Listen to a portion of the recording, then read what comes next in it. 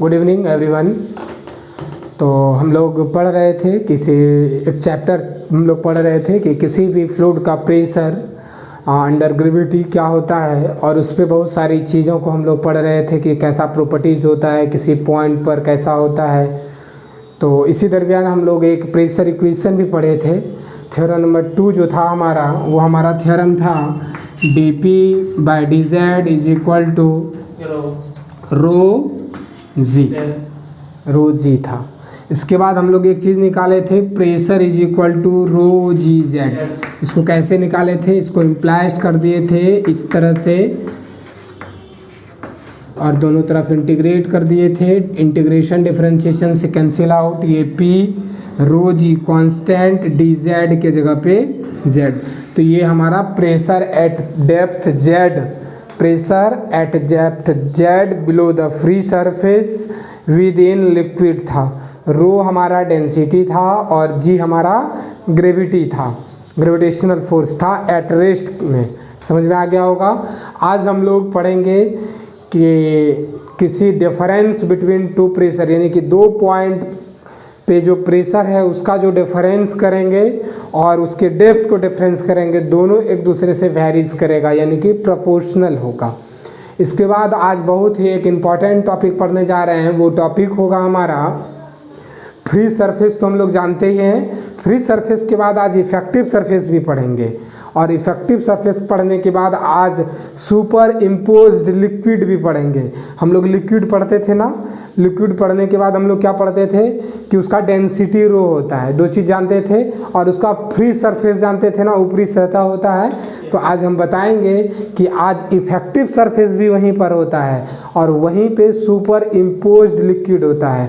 अच्छा, दो तरह का लिक्विड भी बताए थे। एक लिक्विड बताए थे कॉम्प्रेसिव, जो कंप्रेस किया जा सकता है, और दूसरा इनकॉम्प्रेसिव, जिसको कंप्रेस नहीं किया जा सकता है। कहने का मतलब ये कि कुछ पानी ऐसा है जिसको दबाया, जैसे वाटर है, उसको आप दबा करके कंप्रेस कर सकते हैं, कुछ उसको आप उसके घनत्व को कम कर सकते हैं ना कंप्रेस करके। हाँ, उसी तरह से कुछ ऐसे सबस्टांस हो सकते हैं जो कंप्रेसिव नहीं हो, जिसके आप एरिया को कम करके उसके घनत्व को बढ़ा नहीं सकते हैं।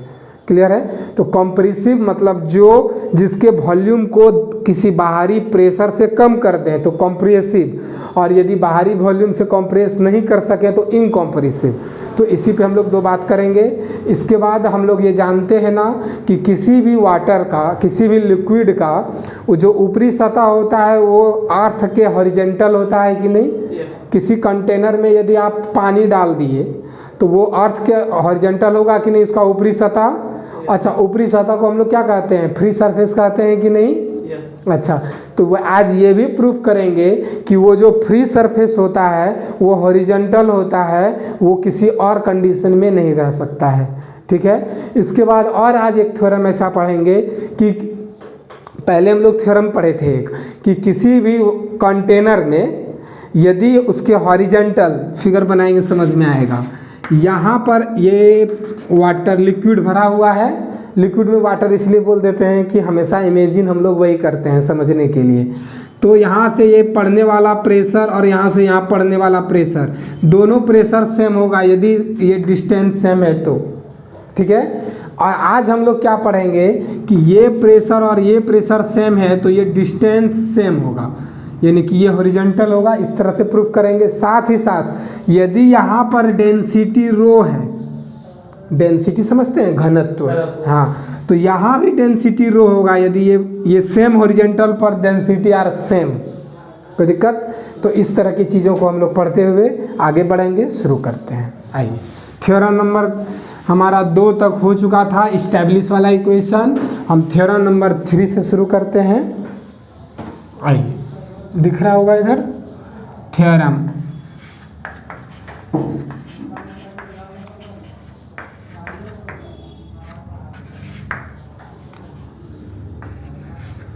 The differences of the pressure at 2 points varies as the differences of their depth। Clear है? तो ये हम लिखते हैं और फिर समझ में भी आएगा आपको।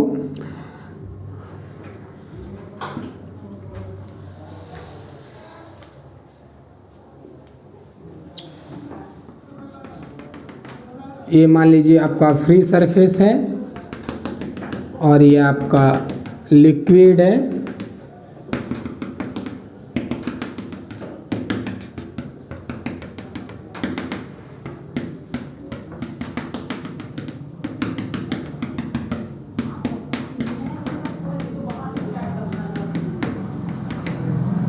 ये हमारा क्या है बताइए? Free surface. ठीक है।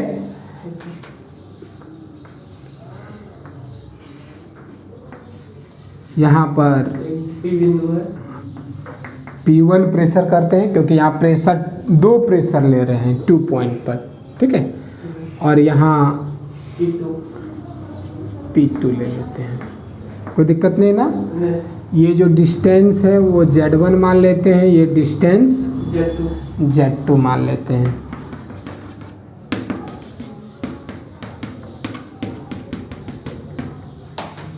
ठीक।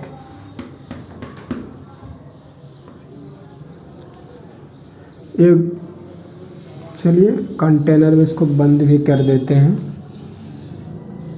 ठीक, क्लियर है? हम लोग शुरू करते हैं। Proof. Let P1 and P2 be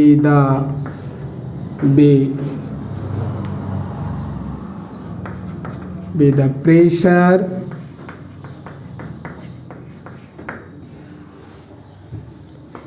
at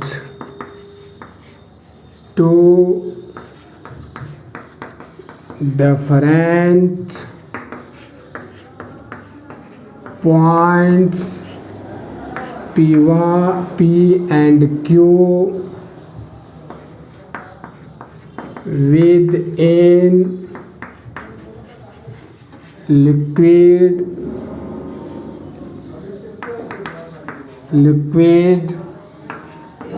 of density rho below the free surface at distance at depth Z1 and Z2 respectively क्रमशः। लेट मान लेते हैं P1 and P2 be the pressure at 2 different points, अलग अलग points है P and Q। ये point P और ये point Q with in liquid में ही है ऑफ डेंसिटी रो, लिक्विड का डेंसिटी रो है। बिलो द फ्री सरफेस, वो अंदर में जो है वो फ्री सरफेस से कहाँ है? बिलो है, नीचे है। एट दिस डेप्थ, वो गहराई जो है दोनों का क्या क्या है? Z1 and Z2 respectively. यहाँ P और Q भी रिस्पेक्टिवली ही है। P1 P पर और P2 प्रेशर Q पर है। कोई दिक्कत यहाँ पर? ठीक है। चलिए, now pressure P1 is equal to pressure at point A। जो P1 इज इक्वल टू क्या होगा? अभी तुरंत बताए थे। Pressure is equal to pi plus rho g z. ये पाई जो है यहाँ लगने वाला एटमॉस्फेरिक प्रेशर होता है। कोई दिक्कत? तो ये हमारा P1 इज इक्वल टू जो होगा वो पाई प्लस रो जी Z1 होगा, इस यहाँ पर प्रेशर, और यहाँ पर जो प्रेशर होगा हमारा वो प्रेशर क्या होगा बोलिए? P2 is equal to Z2 होगा। कोई दिक्कत? इस दोनों इक्वेशन को घटा देना है एक दूसरे में, ठीक है? Equation first minus equation second. अब आपके मन में आता होगा कि कैसे जानेंगे कि दोनों इक्वेशन को माइनस करना है?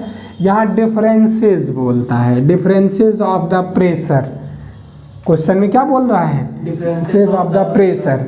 तो यहाँ डिफरेंसेस मतलब दोनों का क्या करना पड़ेगा? सब्सट्रैक्शन, डिफरेंस निकालना पड़ेगा। Equation first minus equation second implies that P1 minus P2 is equal to pi plus rho g Z1 minus pi plus rho g Z2। This implies that P1 minus P2, pi तो cancel हो गया, क्या बचा?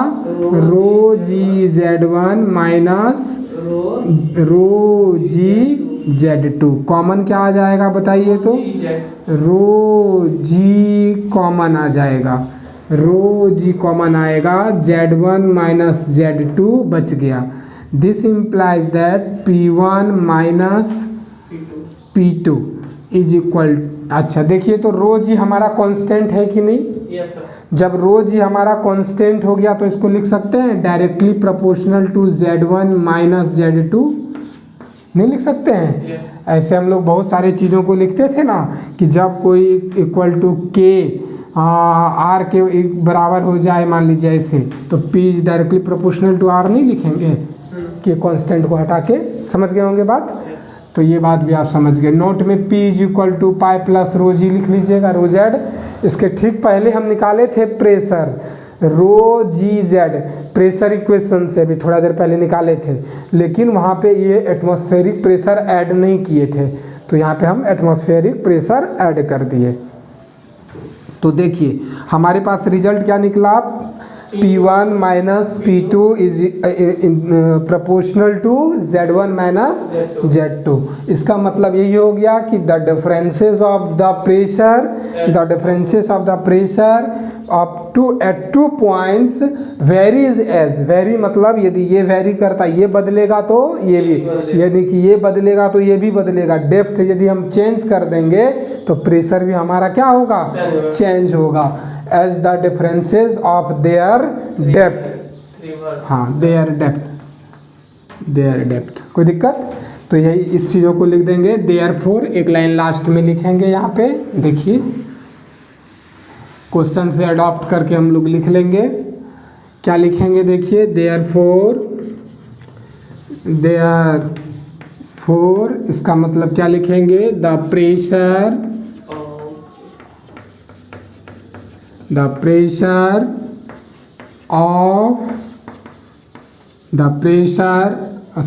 differences of pressure, question, the differences of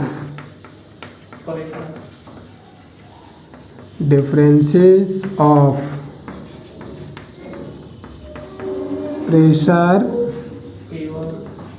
of the question वाला ये चीज of the differences of the pressure at 2 points varies as the differences of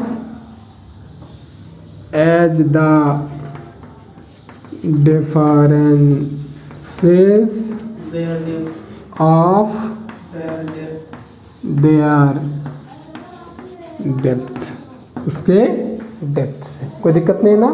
चलिए अब हम लोग शुरू करते हैं अगला टॉपिक। इसी चैप्टर में है हमारा pressure at a point their depth. चलिए आ जाइए।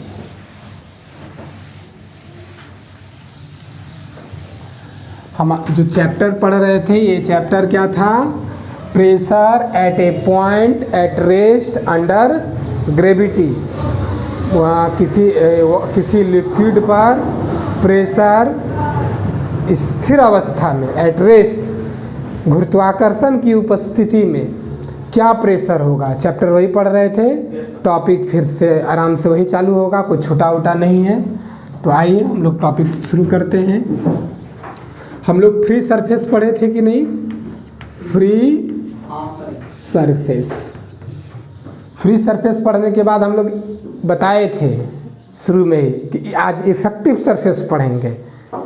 उसी पे इफेक्टिव सरफेस भी होता है, ध्यान से देखिएगा। Effective surface. और इसके बाद आज ये भी बताए थे कि सुपर इम्पोज्ड लिक्विड भी आज पढ़ाएंगे। Super imposed liquid, super imposed liquid भी पढ़ाएंगे। यहाँ पे ये, हाँ ठीक है, और यहाँ पर ये, ठीक, ध्यान रखना है इधर इसको। तो आज हम लोग 3 टॉपिक पढ़ने वाले हैं। क्या क्या पढ़ने वाले हैं? फ्री सरफेस, फ्री सरफेस जो हम लोग हमेशा यूज़ करते थे। दूसरा इफेक्टिव सरफेस, उसी में होता है इफेक्टिव सरफेस भी। और सुपर इम्पोज्ड लिक्विड भी आज पढ़ेंगे, ठीक है? तो ध्यान से देखिए। एक बोतल है, कोई बॉटल, बॉटल लाई दीजिए, बॉटल सिखाएंगे इसी पे तीनों चीज़ सीखेंगे आज। पहले हम फिगर बना लेते हैं।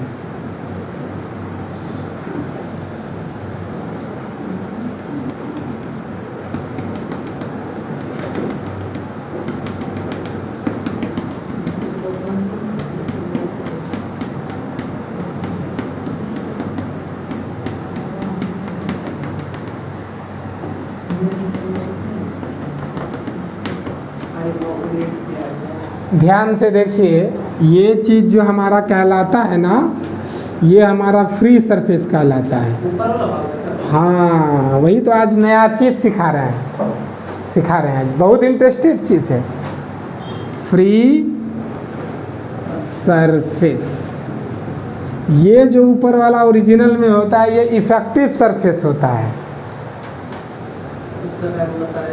इफेक्ट, हाँ, वही बता रहे हैं, सारा चीज़ क्लियर हो जाएगा। इफेक्टिव सरफेस जिस तरह बताए आगे भी उसी तरह पढ़ेंगे, कहीं कोई परिवर्तन नहीं होगा। और ये पूरा लिक्विड है ना, पूरे लिक्विड का डेंसिटी हम लोग रो मानते हैं ना, यदि वो होमोजीनियस हो, यानी कि यूनिफॉर्म हो, यदि उसका डेंसिटी, तो ये लीजिए रो मान लिए इसका डेंसिटी। यहाँ भी जो लिक्विड है उसका भी डेंसिटी रो ही होगा। कोई दिक्कत? समझ में आ गया? अब जो इतना सा लिक्विड ये है ना, ये लिक्विड को कहते हैं super impose liquid. Super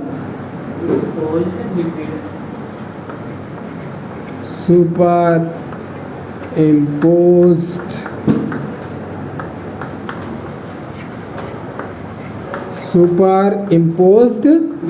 liquid. Epsilon के बारे में कुछ बताए हैं अभी तक आप लोगों को? बहुत छोटी संख्या, बहुत छोटी संख्या, आप जितना सोच सकते हैं उससे भी छोटी संख्या। जैसे आप सोचिए 0.00005 इप्सिलॉन मान लिए, वो उससे भी छोटी संख्या मान सकते हैं। एच के बारे में भी बताए थे, A+H A-H कॉन्टिन्यूटी डिफरेंशियबिलिटी में, वो भी कैसी संख्या थी? छोटी संख्या थी ना। कितनी छोटी संख्या आप इमेजिन नहीं कर सकते हैं, इतनी छोटी संख्या कि आपको माइक्रोस्कोप से देखने की ज़रूरत पड़ जाएगी। बात सही या गलत? तो वही छोटी संख्या ये आपका हाइट ले रहा है यहाँ पर h, कोई दिक्कत? और यहाँ से यहाँ पे एक ले रहा है हाइट ये z, और यहाँ प्रेशर क्या है P है। आइए हम लोग शुरू करते हैं, चीज़ों को समझाते हैं। बोतल में तो ये पानी फुल नहीं है, लेकिन यदि फुल, मान लीजिए ये फुल पानी है। अच्छा, पानी यदि हम इसमें यदि हवा हम ऊपर से धक्का दें तो इस प्रकार से धक्का दें कि पानी बाहर नहीं निकले, बैलेंस से धक्का देना होगा, तब समझिएगा बात को, ठीक है? अच्छा, अब देखिए इसमें तो फुल है ना, पानी एकदम फुल है, फुल समझ रहे हैं? अच्छा, हम इस प्रकार से इसमें हवा, अपने मुंह से इसमें हवा दे रहे हैं तो पानी बाहर ना निकले, कुछ पानी दबेगा ना नीचे, थोड़ा सा जब दब जाएगा ना, मान लीजिए वो थोड़ा सा जो दबा वो इतना दबा था पूरा बराबर, और दब के कहाँ चला गया, इतना चला गया, मतलब वो वाटर जो है मेरे मुंह के हवा से दबाव में आया ना। तो उसी प्रकार से यदि हम अपने मुंह से हवा ना लगाएं, एटमॉस्फेरिक प्रेशर जो लगता होगा इस पर वो कम नहीं लगता होगा, बहुत लगता होगा। एटमॉस्फेयर का जो प्रेशर लगता है इसकी ऊपरी सतह पर वो बहुत ज़्यादा लग रहा होगा ना, तो वो पानी दबा होगा ज़रूर, हम लोगों को पता नहीं चलता है, लेकिन वो पानी कुछ ना कुछ दबा ज़रूर रहता है ना। अच्छा, जो पानी दबा रहेगा वो प्रभाव ऊपरे तक न रखेगा, यहाँ तक प्रभाव आएगा कभी नहीं, समझे? हम जो दबाव यहाँ से पानी में बनाए तो वो उसका प्रभाव यहाँ तक निग्लिजिबल रहा, क्योंकि यहीं पे प्रभाव बहुत कम है, तो यहाँ प्रभाव क्या रहा होगा, समझ रहे हैं बात को? तो ऊपर में क्या हुआ, पानी में थोड़ा सा दबाव आया, मतलब हम इस तरह इस भाषा का प्रयोग कर सकते हैं कि इस बॉटल में रखे हुए वाटर के ऊपरी सतह पर, ऊपरी परत पर कुछ दबाव आया, और वो दबाव आया तो वो दबा, थोड़ा सा दबा ना, इम्पोज्ड हुआ, इम्प्रेस समझते हैं ना, इम्पोज्ड हुआ। तो वही जो दबाव आता है थोड़ा सा ये वाला लिक्विड में, वही लिक्विड कहलाता है सुपर इम्पोज्ड लिक्विड। समझ में आया? अच्छा, दबाव आने के बाद कुछ फिक्स जगह तक होगा। मानिए ऊपर में हम यदि थोड़ा सा कोई एक कलर दे दें तो उसका प्रभाव ऊपरे में ज़्यादा होगा, नीचे पहुंचेगा तब ना होगा, नहीं के बराबर पहुंचेगा। इसकी लंबाई यदि 200 फीट कर दें तो उसका प्रभाव इतने सा कलर में, एक चुटकी समझने के लिए यदि कलर डाल दें उसमें, समझ रहे हैं, थोड़ा सा, तो वो ऊपर ही रह जाएगा। तो वो जो इम्प्रेस हुआ, सुपर इम्पोज्ड हुआ, वो ऊपर ही रह गया ना। तो एक ऐसा लेयर रहा होगा जहाँ से इस दबाव का प्रभाव खत्म हो गया होगा, नहीं रहा होगा। एक ऐसा लेयर यहाँ से मान लीजिए रहा जो ऊपर से पड़ने वाला हमारे हवा का दबाव, नीचे प्रभाव नहीं पड़ा, यहीं तक पड़ा, तो ऊपरा वाला जो है वो, ये ऊपर वाला इफेक्टिव फोर्सेस कहला गया, इफेक्टिव सरफेस, प्रभाव पूर्ण सरफेस, ठीक। और ये वाला जो है इस पर प्रभाव नहीं मानते हैं, नहीं के बराबर, तो वो जो कहला गया वो फ्री सरफेस कहला गया। दोनों के बीच डिस्टेंस बहुत कम। मान लीजिए कोई बोतल में फुल पानी देता है और कोई इतने सा देगा तो आप मना कर दीजिएगा क्या बोतल लेने से? क्या फ़र्क पड़ जाता है, निग्लिजिबल है। तो इफेक्टिव सरफेस और फ्री सरफेस दोनों लगभग एक जगह होता है, लेकिन ये जो फ्री सरफेस होता है, ये फ्री सरफेस एक ऐसा लेयर है जो लिक्विड को और सुपर इम्पोज्ड लिक्विड को सेपरेट करता है, अलग अलग करता है। पूरी कहानी समझ गए, समझे बात को? तो यही चीज़ हम लोग समझे। तो आगे बढ़ते हैं, हम लोग लिखते हैं लेट, हाँ यहाँ नेमिंग कर देते हैं इसको x, इसको y। ये लेयर जो है हमारा x और y कहला जाएगा, ठीक है। और इस लेयर को हम लोग दे देते हैं, नेमिंग कर देते हैं ये p, ये लेयर है, डॉटेड लाइन से ही होगा, ध्यान में रख लीजिएगा। ये वाटर का लेयर है, कोई कवरिंग किया हुआ नहीं है, समझ रहे हैं बात को? हाँ, ये P और ये Q, क्लियर समझ रहे हैं? आइए हम लोग अब चीज़ों को लिखेंगे, कैसे लिखेंगे वो समझिए। Let x y be the free surface of the liquid of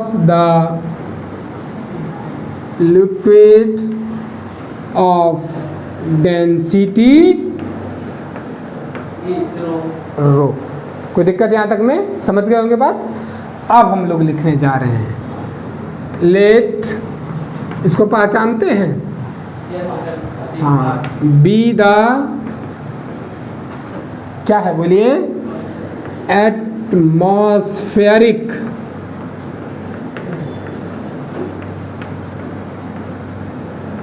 pressure, atmospheric pressure is to be equivalent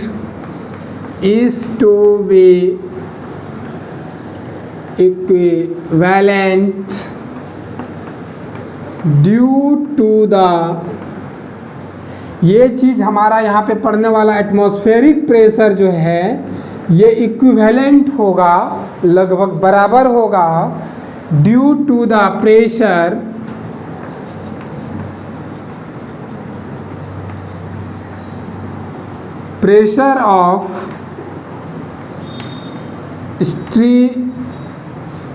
of upper surface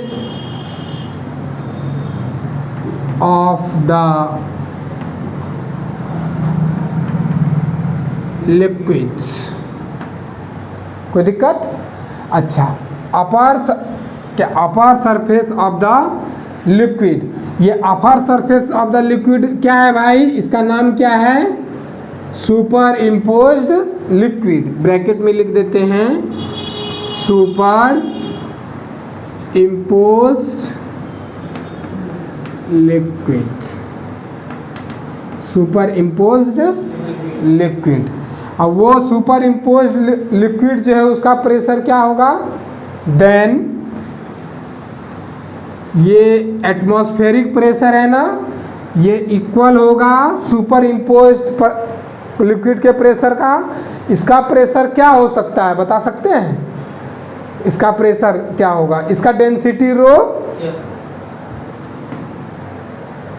यहाँ ग्रेविटेशनल और यहाँ ग्रेविटेशनल, एवरीवेयर जी, हाइट कितना? h। समझ में आया? ये पाई किसके इक्विवेलेंट होगा? ये रो जी एच के, यानी कि सुपर इम्पोज्ड लिक्विड जो है उसके द्वारा जो प्रेशर लग रहा है वो कवर कर लेता है किसको? एटमॉस्फेरिक प्रेशर को कवर कर लेता है। बात समझ गए होंगे? अब देखिए हम लोग पढ़े हैं प्रेशर इक्वेशन में P इज इक्वल टू कितना पढ़े हैं बोलिए? P is equal to pressure is equal to pi rho g z. यहाँ पे जेड है, फिगर में आप देखिएगा यहाँ पर, तो यहाँ जेड लिखा हुआ है, ये डिस्टेंस जेड है ना यहाँ से यहाँ तक। कोई दिक्कत? तो वी नो डैट, हम लोग जानते हैं, क्या जानते हैं? Pressure P is equal to atmospheric pressure plus rho g z at point P पे जो प्रेशर होगा। कोई दिक्कत?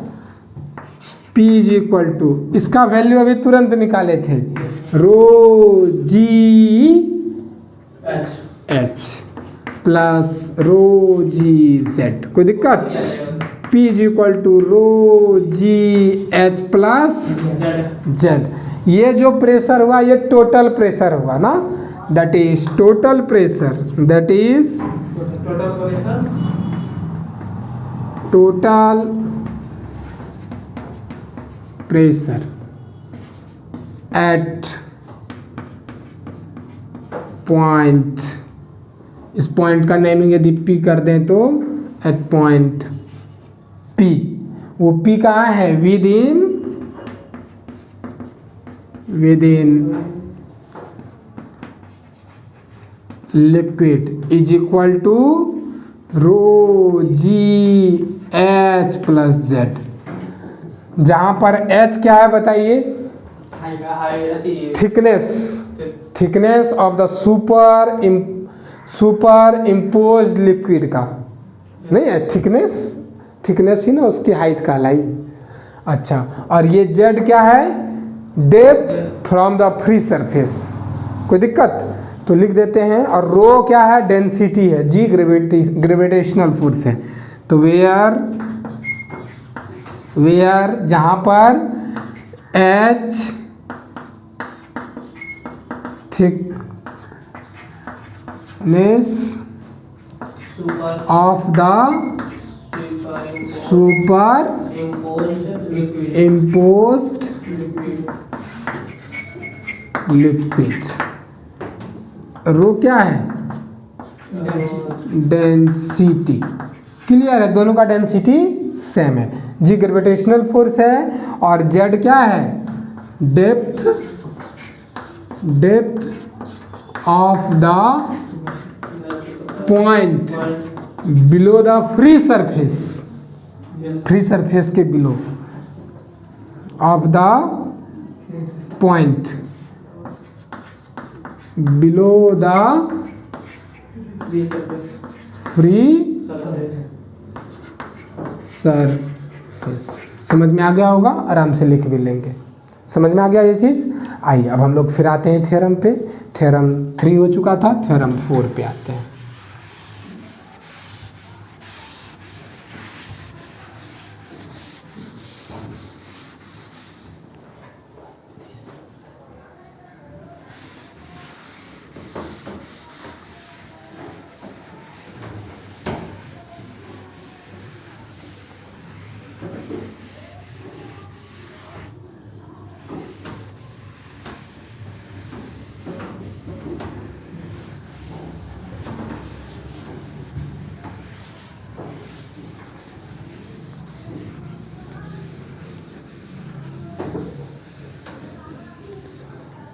चलिए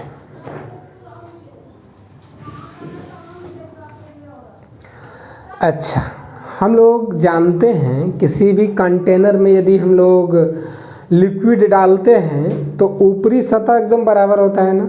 यस। अच्छा, जब बराबर होता है तो ये आपको कैसा दिख रहा है, हॉरिजेंटल है कि नहीं। यस। समझ रहे हैं बात, यानी कि अच्छा ये जो होता है इसको कौन सा सरफेस कहते हैं, फ्री सरफेस। इफेक्टिव तो समझ ही गए। और वहाँ ये भी बता दें कि यदि सुपर इनकम्प्रेसिबल वाटर हो, इनकम्प्रेसिबल मतलब क्या कि इसमें फिर से समझिए कि इसमें लिक्विड है और हम चाहें तो इसमें ताकत लगा करके लिक्विड को थोड़ा दबा सकते हैं अंदर, लेकिन कुछ ऐसा लिक्विड इसमें हो जिसमें कि पहले से ताकत लग के दबा हुआ हो, ठीक है। तो इसमें दो प्रकार का वर्ड होता है, एक कंप्रेसिबल और एक इनकम्प्रेसिबल। मतलब जिसको कंप्रेस दबा सकते हैं वो कंप्रेसिबल लिक्विड कहलाता है और जिसको नहीं दबा सकते हैं वो इनकम्प्रेसिबल लिक्विड कहलाता है। यदि लिक्विड इनकम्प्रेसिबल हो मतलब नहीं दबा सकने योग्य हो ना, तब क्या इसमें इफेक्टिव सरफेस कंट्रीब्यूट होगा, कभी नहीं होगा, क्योंकि पहले से दबा हुआ है। अब उसमें एटमॉस्फेरिक प्रेशर का कोई भी वर्क नहीं होगा। समझ रहे हैं बात को। तो बात समझ गए होंगे, ये एग्जाम्पल टाइप से कभी कभी यूज़ होता है। तो हम लोग जब भी बात करेंगे तो फ्री सरफेस क्या होता है, हमेशा हॉरिजेंटल होता है, ठीक है। तो ये प्रूफ करना है, लिखते हैं, थ्योरम लिखेंगे, theorem number 4, theorem number 4। The free surface of the liquid the free surface of a homogeneous, पूरा सेंटेंस लिखना होगा, free surface the free surface of A heavy homogeneous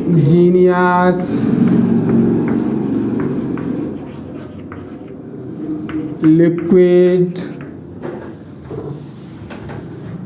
is horizontal.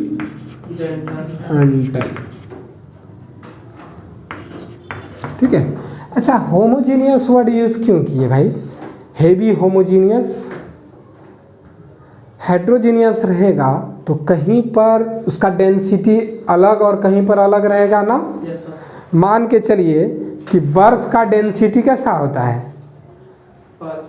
अधिक होता है, डेंसिटी अधिक हो, समझ रहे बात को, उसका घनत्व अधिक होता है। हाँ, तो उस तरह से आप देखेंगे तो वो पानी में यदि तैरेगा तो वो ऊपर आएगा, और वो जो पानी में रहेगा तो वो ऊपर में कहीं ना कहीं आकर के हो सकता है ऊपर उठ जाए, तो वो बराबर पानी के जब नहीं रहेगा तो वो हॉरिजॉन्टल वानी न होगा। बहुत सारा चीज़ एग्जांपल में ले सकते हैं, जैसे कि कुछ मान लीजिए वो अलग टाइप का एग्जांपल जब लेंगे तो समझ में आएगा, बस इतने जान लेना है कि वो जो होता है ऐसा होता है।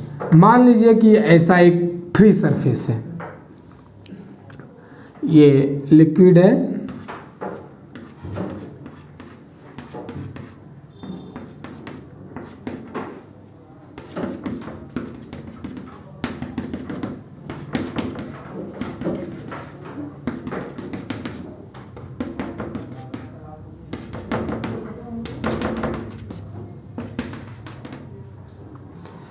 चलिए ये x हो गया, ये y हो गया। ठीक है, यहाँ पे एक पॉइंट ले लीजिए P और यहाँ पे एक पॉइंट ले लीजिए Q।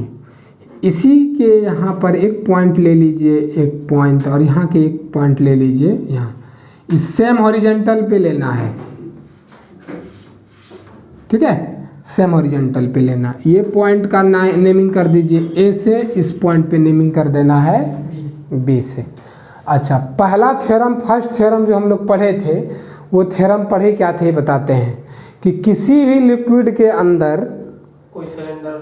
किसी भी लिक्विड के अंदर हॉरिजॉन्टल प्लेन पर, जैसे मान लीजिए कि इसमें लिक्विड भरा हुआ है, ठीक है, और हम लिक्विड के अंदर हैं और हमारा हाथ ये है, तो बताइए लिक्विड में हमारा हाथ ये जो है लिक्विड के अंदर है और ये सेम हॉरिजॉन्टल है ना। यहाँ पर पड़ने वाला प्रेशर वाटर का और यहाँ पर पड़ने वाला प्रेशर वाटर का दोनों इक्वल होगा। समझ गए? अब यहाँ से डिस्टेंस क्या है वो अलग बात है, कोई दिक्कत? चलिए, तो यहाँ पर ये ऐसे है, यहाँ पर यहाँ है, तो हम लोग लिखेंगे और फिर धीरे धीरे कंट्रीब्यूट करेंगे क्वेश्चन को, वो फिगर को, और बढ़ेंगे आगे।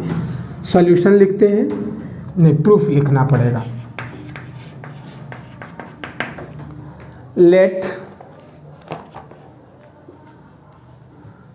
इस कलर से देखने में दिक्कत होता है क्या? चलिए, late x p q y be the free surface of the liquid of density रो। इसका डेंसिटी हम क्या मान लेते हैं? रो मान लेते हैं। यहाँ तक में कोई दिक्कत नहीं ना? We have to show that हमको दिखाना होगा कि ये जो इसका ये क्या कौन कैसा सरफेस है,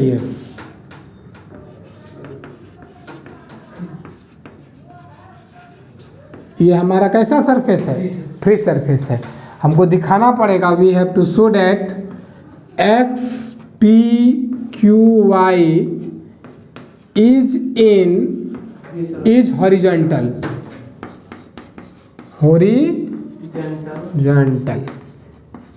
कोई दिक्कत? ये हॉरिजॉन्टल होगा, यहाँ हॉरिजॉन्टल नहीं ना है फिगर में, हमको प्रूफ करना है कि ये क्या होगा? हॉरिजॉन्टल होगा। यहाँ तक में कोई दिक्कत? चलिए, let A and B be any 2 points, B यहाँ B any 2 points within वो क्या है, विद इन लिक्विड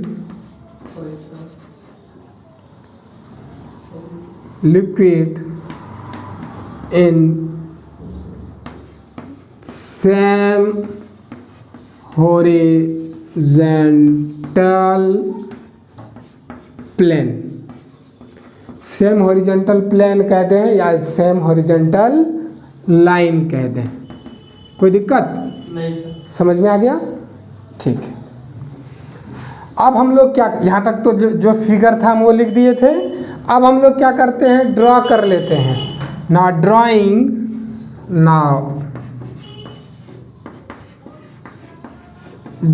बचपन में पढ़े होंगे तो यहाँ इजी होगा ना। ड्राइंग नॉर्मल्स मतलब परपेंडिकुलर, पैटर्न पढ़े, नॉर्मल्स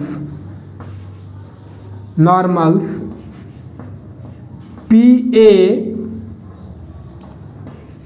एंड PB, कोई दिक्कत? At point A and B which A and B which intersect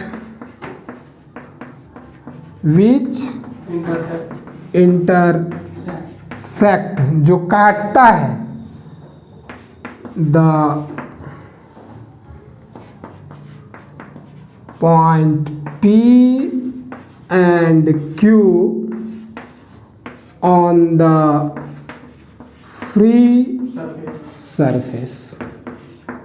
अब देखिए, लिखे यही है कि हम लोग ड्राइंग करते हैं दो ठो नॉर्मल्स मतलब आप समझ रहे होंगे परपेंडिकुलर, टेढ़ा हो गया। ये नॉर्मल्स ड्राइंग किए, कौन सा? PA और दूसरा क्या किए? QB। नॉर्मल किए ना, PA जो किए वो कहाँ पर किए? और B जो किए वो PB जो किए वो कहाँ किए? B पे। एक रिस्पेक्टिवली वर्ड यूज कर देते हैं यहाँ पे, रिस्पेक्टिवली, ठीक है? ये बात समझ में आ गया? विच इंटरसेक्ट, अब जो नॉर्मल ड्रॉ किए हैं वो इंटरसेक्ट करता है the point P and Q, P और Q को भी वो काटता है, कहाँ पर? On the free surface. P और Q तो फ्री सरफेस पे है, तो काट रहा है कि नहीं? समझ में आ गया? क्लियर है यहाँ तक में? इसको मिटा देते हैं और आगे बढ़ते हैं, फिर कोई दिक्कत? अभी हम बताए थे कि फर्स्ट थ्योरम में हम पढ़ाए थे कि किसी सेम हॉरिजॉन्टल पर लगने वाला प्रेशर क्या होता है? सेम होता है। Since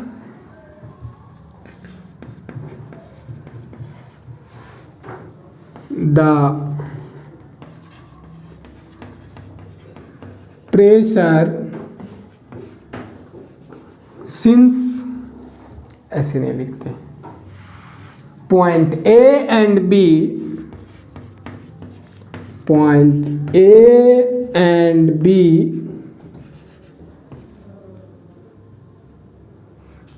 are in same horizontal line, which must implies that pressure at A is equal to pressure at B। यहाँ पर प्रेशर और यहाँ पर प्रेशर दोनों क्या होगा? सेम होगा। सेम होगा, क्योंकि सेम हॉरिजॉन्टल लाइन पर है। कोई दिक्कत यहाँ तक में?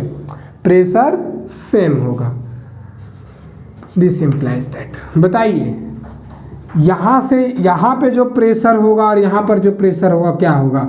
इसका डेप्थ नहीं ना माने हैं, तो डेप्थ तो दिख रहा है कितना P, और इसका डेप्थ कितना QB। कोई दिक्कत? तो बताइए इसका जो प्रेशर होगा वो प्रेशर कितना कहलाएगा? P इज इक्वल टू क्या होता है? रो जी जेड के जगह पर वही डिस्टेंस जो होगा वो लिख देंगे।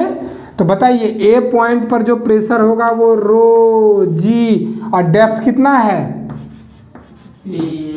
PA। कोई दिक्कत? इज इक्वल टू यहाँ पर प्रेशर क्या होगा बोलिए? रो G Q B.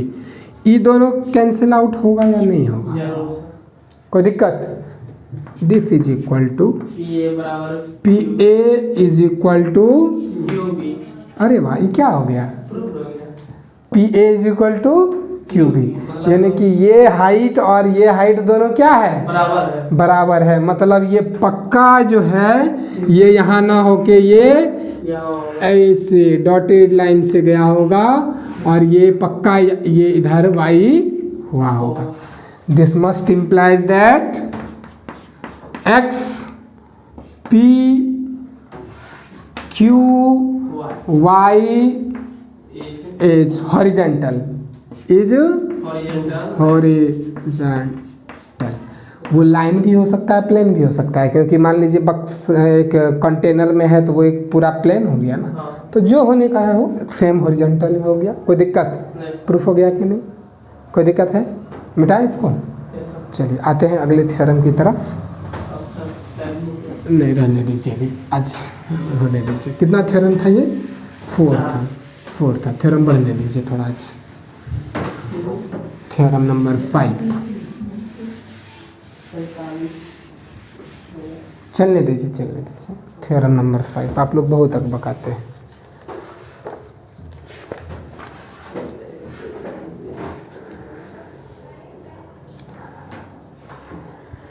Density, theorem number 5, the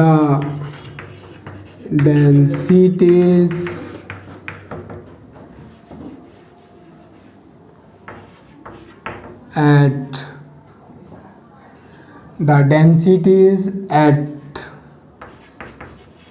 2 points within liquid at same horizontal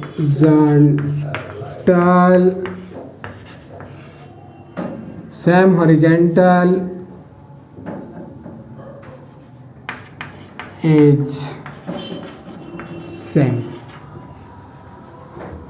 liquid जो है वो रेस्ट में होना चाहिए, याद रखिएगा, और अंडर ग्रेविटी होना चाहिए। तो सेंटेंस को ठीक ही कर देते हैं कि the densities as 2 points within liquid में एट रेस्ट, सेंटेंस सही कर देते हैं, at rest under gravity, at rest under gravity,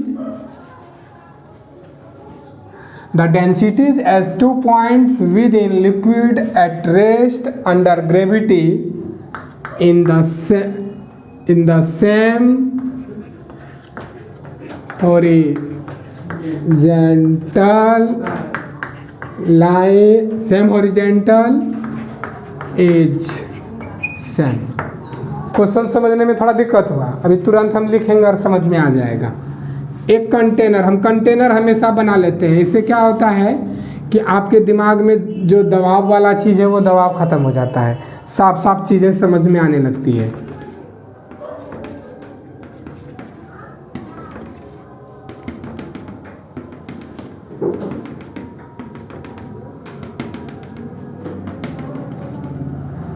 ये इसका क्या है बताइए तो? फ्री सरफेस, फ्री सरफेस है। चलिए ये एक हॉरिजॉन्टल लाइन ले लीजिए, हॉरिजॉन्टल, ये एक पॉइंट ले लीजिए और एक पॉइंट ये ले लीजिए, ठीक है। यहाँ से यहाँ तक जो है डेप्थ मान लीजिए Z1 हो गया और यहाँ पे जो हो गया डेप्थ वो Z2। कोई दिक्कत? अब देखिए कहता है कि यहाँ पर, अच्छा यहाँ जो प्रेशर लग रहा होगा उसको P1 मान लीजिए और यहाँ जो प्रेशर लग रहा है उसको P2 मान लीजिए। अब कहता है कि यहाँ पर जो डेंसिटी होगा, यहाँ पर जो डेंसिटी होगा इस पॉइंट पर, डेंसिटी समझते हैं ना, घनत्व, इस पॉइंट पर भी वही डेंसिटी होगा। कोई दिक्कत? तो हम पार्ट 1 में एक थ्योरम पढ़ाए थे कि इस तरह चीज़ों को प्रूफ करने के लिए हम लोग कैसे प्रूफ करते हैं। If possible we assume that फलाना फलाना 2 टाइम्स और दिखा देते हैं दोनों इक्वल हो गया, thus our assumption is wrong that fact therefore ऐसे ऐसे ऐसे ऐसे। कोई दिक्कत? तो लिखना शुरू करते हैं। लेट सॉल्यूशन लिखते हैं या प्रूफ जो लिखिए। लेट, यहाँ एटमॉस्फेरिक प्रेशर लगेगा, यहाँ एटमॉस्फेरिक प्रेशर कर देते हैं, दोनों पे एटमॉस्फेरिक प्रेशर तो सेम होगा। ये पॉइंट P मान लेते हैं और ये पॉइंट Q मान लेते हैं। Let P and Q be any 2 points कहाँ पे? within liquid of density rho, depth within liquid of density rho, below the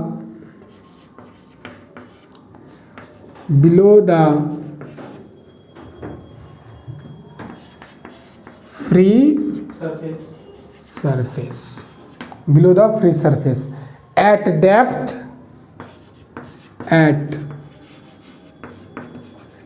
क्या है भाई बता दीजिए? Z1 and Z2 respectively. कोई दिक्कत यहाँ तक में? ठीक, हाँ चलिए यहाँ तक कंप्लीट हो गया। We have to show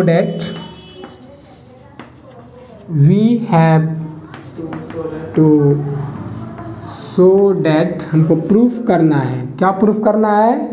density at point P and Q are same.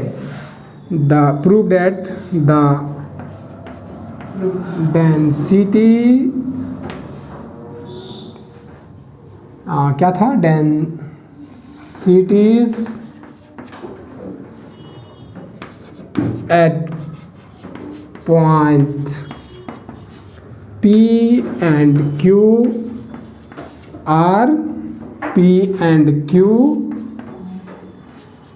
are same. कोई दिक्कत? If possible we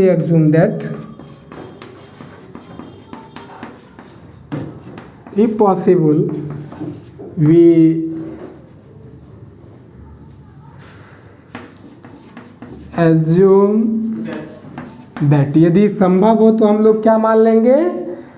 ρ1 and ρ2 be different densities at point P and Q respectively. कोई दिक्कत? हम लोग क्या मान लिए? यहाँ डेंसिटी क्या? ρ1 और यहाँ डेंसिटी क्या मान लिए? ρ2। कोई दिक्कत? अच्छा, अब हम लोग लिख सकते हैं ना कि प्रेशर एट पॉइंट P1 कितना होगा। अच्छा एक बात बताइए, ये यहाँ सेम हॉरिजॉन्टल पर है, तो Z1 और Z2 दोनों इक्वल होगा कि नहीं? Yes sir. ये बात क्लियर है ना? तो यदि हम कहीं लिख भी दिए हैं कि एट डेप्थ Z1 और Z2 obviously both are equal, क्योंकि फ्री सरफेस तो सेम हॉरिजॉन्टल पर है और वो ई भी सेम हॉरिजॉन्टल पे है, तो इक्वल तय Z1 is equal to Z2, तो हम लोग यूज कर लेंगे। ठीक, since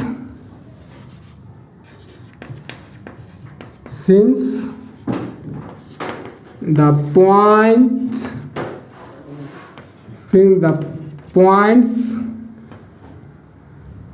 P and Q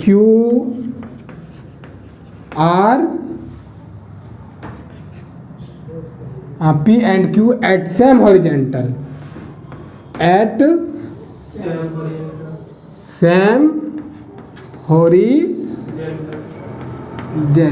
ये सेम हॉरिजेंटल है, तो इसका मतलब क्या होगा? प्रेशर एट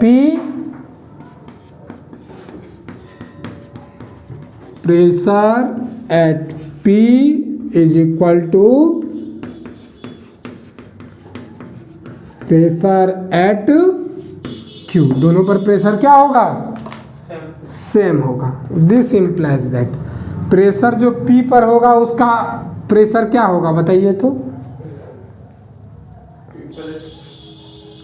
यहाँ पर लगने वाला प्रेशर क्या होगा? रो होगा, जी होगा, रो 1 होगा, जेड होगा। रो 1 Z1 बात समझ में आ गया, रो 1 होगा। ठीक, यहाँ पर क्या होगा?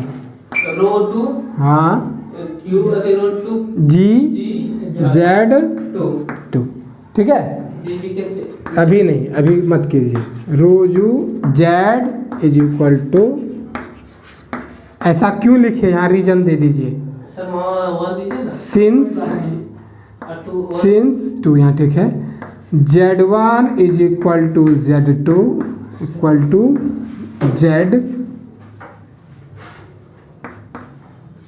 इक्वल है से, ये equal Z1 is equal to Z2 equal होगा। क्यों होगा?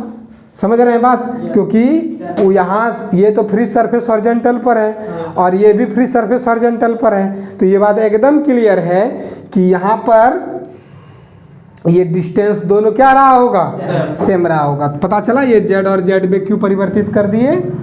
चलिए, दिस इम्प्लाइज दैट। अब देखिए आराम से ये और ये कैंसिल हो जाएगा और ये Z1 इज इक्वल टू क्या हो जाएगा? दस आवर एंजम्पशन इज रॉन्ग। हाँ, रो वन इक्वल टू रो 2 नहीं हो गया, जबकि दोनों क्या माने थे? अलग माने थे। 10 our assumption is wrong, that fact Z1 and Z2 row 1 and row 2 be the different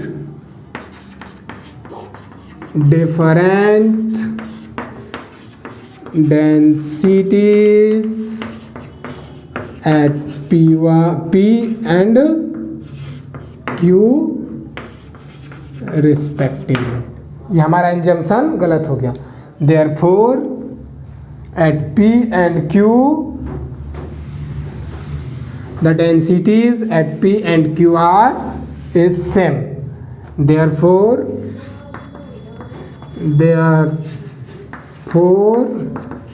the density at P and Q is clear हो गया। ये तो प्रूफ करना था। चलिए, इसके आगे का थ्योरम क्या था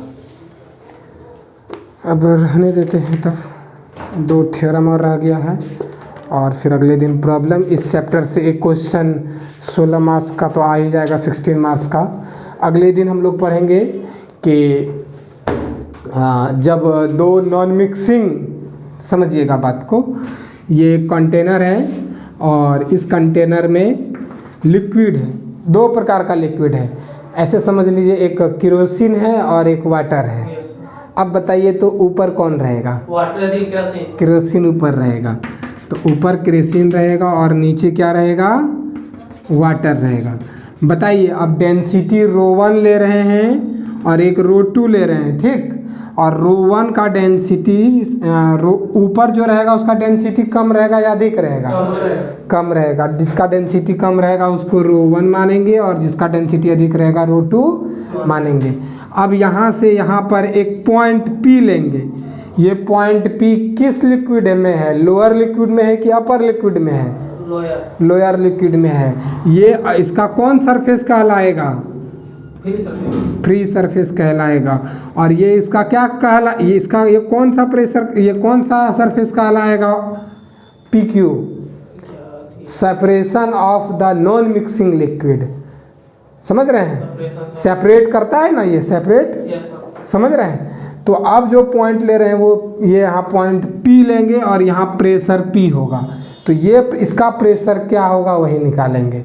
तो देखिए यहाँ पे यदि कोई पॉइंट A है, ये B है, ये C है, तो ये पॉइंट B पर प्रेशर जो होगा A पर minus pressure at A minus pressure at B होगा। कहाँ पर प्रेशर? यहाँ पर। और फिर यहाँ पर जो प्रेशर होगा वो B माइनस A का होगा, यानी कि pressure at B minus pressure at C। तो इसी तरह का चीज़ लेंगे। अच्छा, प्रेशर A माइनस B यानी कि इस तरह लेंगे तो ये हाइट मान लेंगे, इसको कुछ मान लेंगे H और इसको मान लेंगे Z, या फिर Z और Z1 मान लेंगे। तो इस हिसाब से कल 2 थ्योरम रहेगा, 2 थ्योरम कल कंप्लीट करते हैं। और ठीक है, तो कल फिर करते हैं। बहुत बहुत धन्यवाद।